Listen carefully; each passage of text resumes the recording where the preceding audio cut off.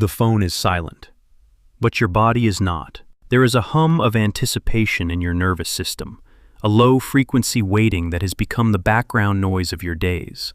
It's a strange state of being, both empty and full of scenarios, rereading old messages, searching for clues in the digital ether, empty of your own presence. You are here, in your room, at your desk, but your energy, your focus is somewhere else, tethered to a small glass screen, waiting for it to light up and validate an entire unspoken narrative. You tell yourself you've stopped chasing. You're not sending the first message. You're not asking questions. You're living your life. But are you? Or are you living in the pause, in the space between his last message and the one you hope will come? This is a particular kind of purgatory, a quiet torment that so many women know intimately. It's the feeling of being an option, of being on someone else's timeline, of your own emotional state being held hostage by a notification that may never arrive. The advice you've heard is simple. Just get busy. Focus on yourself. If he wanted to, he would. And while there is truth in these statements, they feel like trying to put a small bandage on a deep wound. They don't touch the real source of the pain. They don't explain the magnetic pull of the weight, the almost addictive quality of the hope. They don't explain why letting go of someone who is already absent feels so impossibly difficult. Because the truth is, this isn't just about a message. It's not just about him. The moment you truly decide to stop waiting, you are not just putting down your phone. You are triggering a profound psychological earthquake within yourself. You are coming face to face with a deep, primal fear that is far more terrifying than his silence. You are confronting the fear of intimacy, and even more profoundly, the terror of losing control. And this is not superficial advice.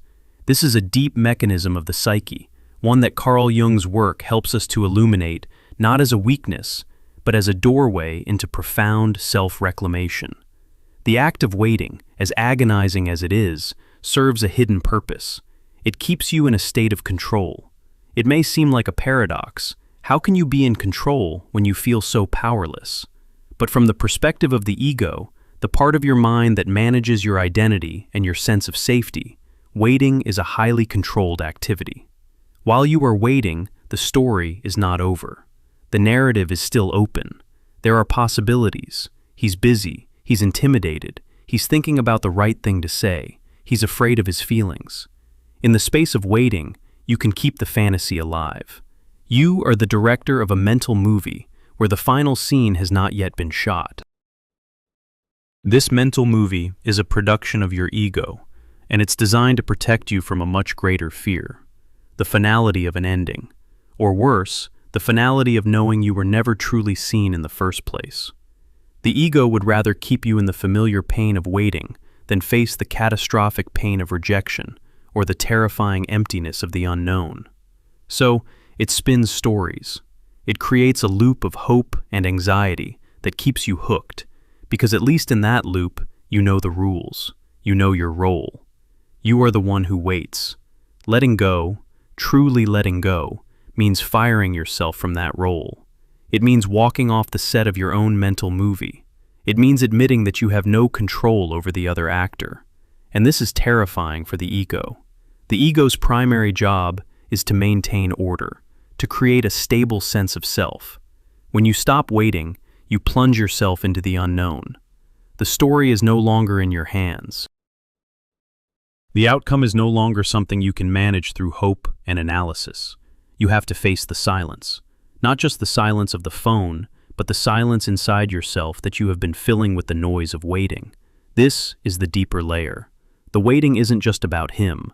It's a strategy to avoid your own inner world. As long as your focus is on him, on what he's thinking, what he's feeling, what he's doing, you don't have to turn that focus inward. You don't have to ask yourself the really difficult questions.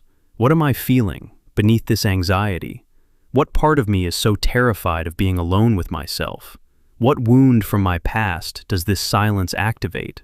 This is where the psychological framework of Carl Jung becomes so vital. He would not see this as a simple dating problem. He would see it as a drama of the soul. He would see the activation of a powerful complex, a cluster of unconscious feelings, thoughts, and memories around a central theme. In this case, it's often the abandonment complex. A man's silence today doesn't just feel like a man's silence. It resonates with every past experience of being left, of not being chosen, of feeling invisible, reaching all the way back into childhood. The ego, terrified of re-experiencing this original pain, latches on to the waiting as a way to prevent the final blow from landing. As long as you're waiting, the abandonment isn't final. But there is a more subtle mechanism at play, one that relates directly to control and the fear of intimacy. True intimacy requires vulnerability. It requires surrendering a degree of control. It requires two people to meet in a space of authenticity, without masks. For many people, both men and women, this is the most frightening prospect of all. A man who is avoidant, who communicates in bursts and then retreats into silence, is often deeply afraid of this level of intimacy. His silence is a defense mechanism. It's a way to keep connection at a manageable distance, to prevent himself from being overwhelmed, from being seen too deeply. His ego needs to maintain control over the level of emotional exposure. When things get too close, too real, he pulls back to a safe distance. He creates silence. But here is the crucial part that is so often missed. A woman who finds herself repeatedly drawn to this dynamic, who finds herself waiting for the silent man, often has a corresponding fear. It's a mirror image. Her fear is not necessarily of intimacy itself, but of what intimacy demands of her, the surrender of control, and the confrontation with her own authentic self. By choosing a man who is emotionally unavailable, her unconscious is, in a way, protecting her from the very thing she consciously craves. It's a psychological self-sabotage. If she were with a man who was consistently present, who wanted to communicate, who wanted to build a real and deep connection, she would be forced to show up as her full self. She would have to be vulnerable. She would have to risk being seen, with all her needs, her flaws, her desires. She would have to let go of the persona of the cool girl, the low-maintenance woman, the one who doesn't need anything. The persona, in Jungian terms, is the social mask we wear to navigate the world. For many women, this persona is built around being agreeable, understanding, and not too demanding. Waiting silently for a man to message is the ultimate expression of this persona. It says, "I'm not needy, I'm patient, I understand you're busy, my needs can wait."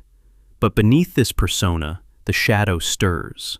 The shadow is the part of ourselves that we repress, the parts we deem unacceptable.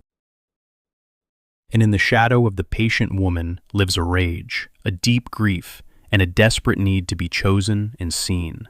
The anxiety you feel while waiting is the sound of your shadow rattling the bars of its cage. It's the energy of your repressed needs screaming for attention. The waiting is a desperate attempt by the ego to keep that persona intact and the shadow locked away. Because if the persona cracks, what happens? You might have to admit you have needs. You might have to express a boundary. You might have to say, "This dynamic is not working for me." And the ego screams, "No! If you do that, you will lose him for sure. You will confirm his fear that you are too much. The only way to win this game is to play by his rules, to wait more patiently than anyone else." This is the trap.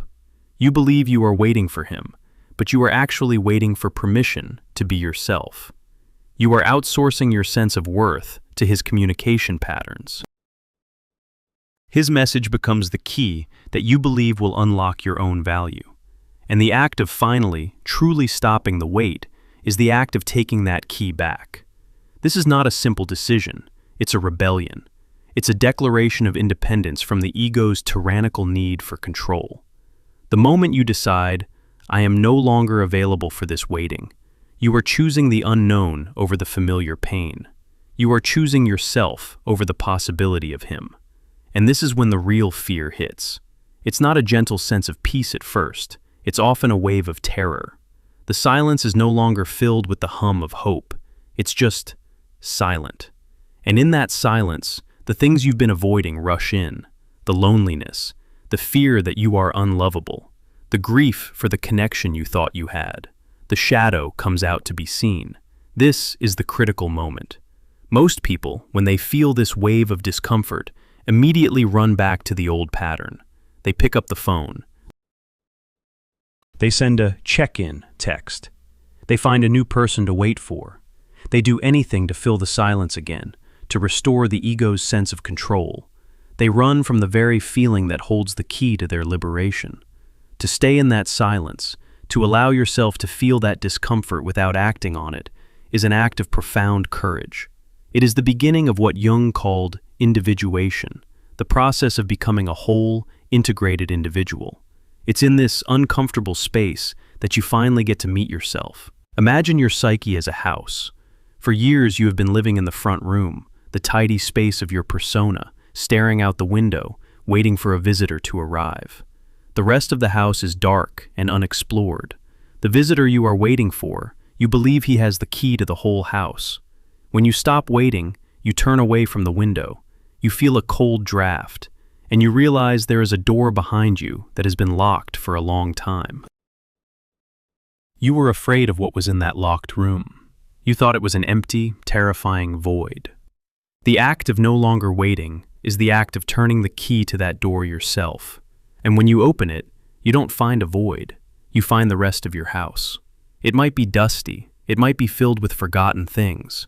Old wounds, yes, but also forgotten passions, buried creativity, your own unheard voice, your own untraveled dreams. The energy that you were sending out to him, the constant stream of focus and hope, finally has nowhere to go but back into you. It starts to illuminate these forgotten rooms. This is what focus on yourself really means. It's not just about getting a hobby or going to the gym, though those things can help. It is an internal reorientation. It is the process of reclaiming your own psychic energy. You start to notice things, the way the light hits the wall in the afternoon, the taste of your coffee, the feeling of your own breath. You were so disconnected from your own life because your consciousness was tethered to an external event, the arrival of a message.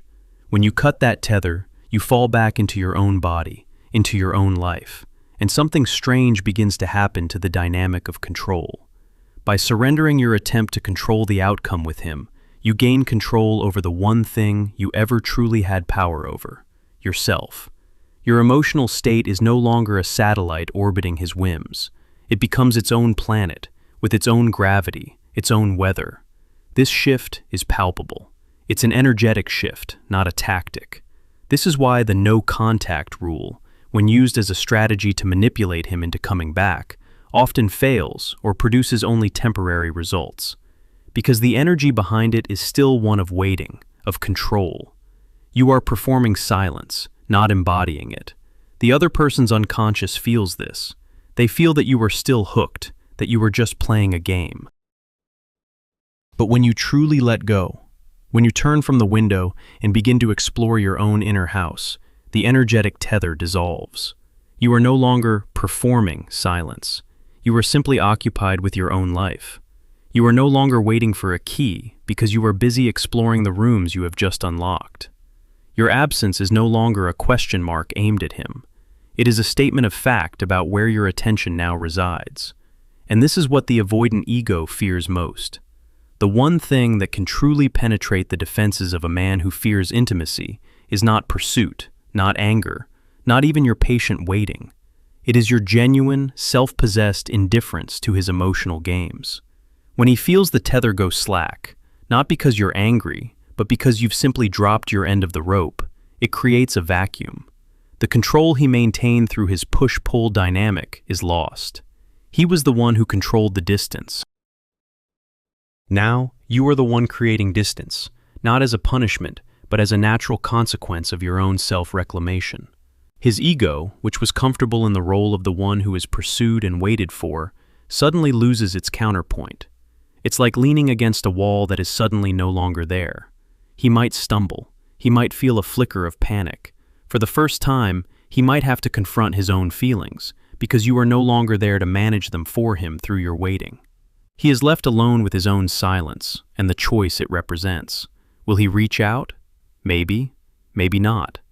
But this is the beautiful, terrifying, and liberating truth you discover in the process. It no longer matters in the same way. The question, will he message, which once held the power of life and death over your emotional state, becomes a simple curiosity. It loses its charge. Because the real work has already been done. You have survived the fear. You have faced the silence and found that it was not an empty void, but a space full of your own potential. If this process of turning inward resonates with you, if it names something you have felt but never had the words for, consider this an invitation. You don't need to make a grand announcement. Just for today, take the energy you would have spent checking your phone and place it on one small, tangible thing in your own life. The feeling of water on your hands, the words on a page of a book, the melody of a song. Anchor your attention back into your own physical reality, just for a moment. This is the first step in reclaiming the rooms of your own house. The transformation is not about becoming a cold or unfeeling person. It's the opposite. It's about becoming so full of your own life that you no longer have room for a love that requires you to shrink. It's about cultivating an inner world so rich that another person's presence is a wonderful addition, not a desperate requirement. The fear of intimacy he may have is his work to do. His need for control through distance is his pattern to unravel. Your work is to understand your own side of the dynamic, your fear of losing control, your fear of the unknown, your persona of the waiting woman, and the powerful shadow needs that lie beneath it. When you stop waiting for his message, you are not just giving up on a man. You are giving up the belief that your wholeness is external to you. You are giving up the role of the damsel in distress, waiting for a rescuer. You are becoming your own rescuer. You are walking into the locked rooms of your own psyche and turning on the lights, one by one. And if one day the phone does light up with his name, he will not be messaging the same woman he left in silence. He will be messaging a woman who is no longer standing by the window, a woman who is no longer defined by his presence or his absence. He will be messaging a woman who has found a far more compelling conversation, the one she is having with her own soul. And she will have to decide if his message is an invitation to a connection she actually wants, or just an echo from a room she has already left. The power you reclaim is not the power to make him message you. It is the power to be profoundly, unshakably okay, whether he does or not. It is the realization that the love and validation you were waiting for him to give you were locked inside you all along. The waiting was just the distraction that kept you from finding the key. My peace is no longer waiting behind a notification. It is found in the quiet, steady presence of my own reclaimed self. This internal reorientation is not just a mental exercise. It is a profound somatic experience. It's a shift in your very cells. Remember the hum of anticipation in your nervous system? The body holds the score of this waiting game. The constant low-level anxiety marinates your system in cortisol, the stress hormone. Your shoulders carry the tension of holding your breath. Your gut clenches with every phantom phone vibration. This is the body memory of abandonment, a physical echo of the emotional state. When you truly turn inward, you begin a process of somatic healing. The energy you reclaim doesn't just fill your mind, it floods your body. At first, this can feel intensely uncomfortable. The stillness allows you to finally feel the exhaustion you've been running from. You might feel a deep, cellular sadness, a grief that seems to have no name, stored in your hips or your chest. This is the body releasing the pent-up emotion of the weight. It's the physical manifestation of the shadow making itself known. Instead of running from these sensations, you learn to meet them. You learn to breathe into the tightness in your chest. You learn to place a hand on your stomach and offer a silent message of safety to your own nervous system. You are, quite literally, reparenting the parts of you that have felt abandoned and unsafe. You are teaching your body, on a pre-verbal level, that the silence is not a threat. You are teaching it that your own presence is the ultimate source of safety. This is the body memory layer of the work. It is the difference between intellectually understanding that you should let go and viscerally embodying a state of release. Gradually, the anxious hum is replaced by a different frequency, a quiet, grounded thrum of self-possession. You begin to inhabit your body differently. Your posture changes. You walk with a sense of purpose that isn't directed towards pleasing or attracting anyone, but simply towards moving through your own life. Your breath deepens. You are no longer living in the shallow, constricted state of waiting for a verdict. You are living in the expansive state of your own embodied presence. As this happens, you will notice concrete inner signs of the shift. They are subtle at first, like the first hints of spring after a long winter. You might be driving and realize you haven't thought about him for a whole hour, and then another. The mental real estate he occupied, filled with scenarios and anxieties, starts to feel spacious. In that space, other things begin to grow. A long-forgotten desire to paint, a sudden curiosity about a new subject, the urge to call an old friend you haven't spoken to in years. You'll find yourself enjoying solitude. The silence that was once a symbol of his absence becomes a sanctuary for your own thoughts. It's no longer empty, it's rich with potential. You might start a journal, not to dissect him, but to discover yourself. And you'll be amazed at the voice that emerges on the page. A voice that is wise and funny and has opinions and desires completely independent of his validation. Another sign is a change in your perception of beauty. You start to notice the world again, the intricate pattern of a leaf, the taste of a perfectly ripe strawberry, the sound of rain against the window. Your senses, which were dulled and focused on a single point of data, his message, are now open and receiving the richness of the present moment. This isn't a distraction, it's a homecoming. It's the return of your soul to your life. This entire process is a form of shadow integration. The needy girl you were so afraid of becoming, the angry woman you suppressed, they are not monsters to be slain. They are exiled parts of your own life force. The neediness is simply a deep, human need for connection that has been starved and distorted. The anger is a powerful, clean energy, signaling that a boundary has been crossed. By turning away from the phone and into the silence, you create a safe space to finally meet these parts. You can have a dialogue with them. You can ask the needy child within, what do you truly need right now? And you may find the answer is not his attention, but your own compassion. You can ask the angry woman, what boundary needs to be set? And the answer might be about honoring your own time and energy. By listening to these shadow aspects, instead of repressing them, you integrate their wisdom and their power. You are no longer fragmented, with your persona at war with your shadow. You are becoming whole. And then comes the ultimate test. It may be weeks, it may be months later. You are in your kitchen, making tea, feeling a sense of quiet contentment you haven't felt in years. And your phone lights up. It's him, a message.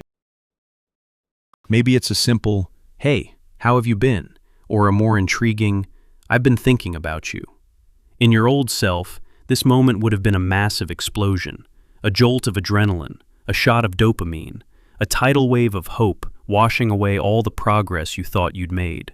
Your ego would scream in triumph, see, the waiting worked, the silence worked, we won. And you would be immediately hooked back into the game, your fingers flying to type the perfect, cool, yet inviting response. But you are not that woman anymore. Now, the notification lands differently. There is still a flicker of something. You are human after all. But it's not an explosion. It's a single, clear note in a quiet room. You look at the name on the screen, and you don't feel a jolt of validation. You feel curiosity. You feel a sense of calm observation. You have become a scientist of your own emotional landscape. You pick up the phone, but you don't immediately reply. You take a breath. And you perform a new kind of check-in, an internal one. You ask your body, how does this feel? Does your chest tighten in the old, familiar way? Or does it remain open and relaxed? Does your gut clench with anxiety, or does it feel neutral? Your body, now a trusted ally, will give you an honest answer. Then you ask your integrated self, the self that has met its own shadow. What is the motivation here? Is he bored? Is he lonely? Is he testing the waters to see if his source of validation is still available? Or Is he offering something genuine? And more importantly, what is my motivation to reply? Is it a lingering need to prove I was worthy all along? Or is it a genuine curiosity about connecting with this person, as he is, right now? This is where you understand the deep psychological mechanism of repetition compulsion. You see, with startling clarity, that this dynamic was never just about this man. He was a stand-in, a ghost. He was the avatar for an earlier, unresolved wound. Perhaps an emotionally distant parent whose attention you craved, whose approval you could never quite secure. Your unconscious drew you to him to replay this old drama, hoping that this time you could finally get it right. This time, you could be patient enough, understanding enough, perfect enough, to finally win the love that was withheld. Seeing his name on your screen now, you realize the profound truth. You can't win a game that is rigged against you. And more importantly, you no longer need to play. The healing didn't come from him finally messaging you. The healing came from you realizing you didn't need him to. So, you look at his message. Hey, how have you been? And you see it not as a lifeline, but simply as a piece of information. You have the power of the pause. You might reply, you might not. If you do, your response will come from a completely different place. It won't be crafted to keep him interested. It won't be designed to be cool or low maintenance. It will be honest. It might be a simple, "I'm doing well, thanks. Hope you are too." A response that is polite, but energetically closed.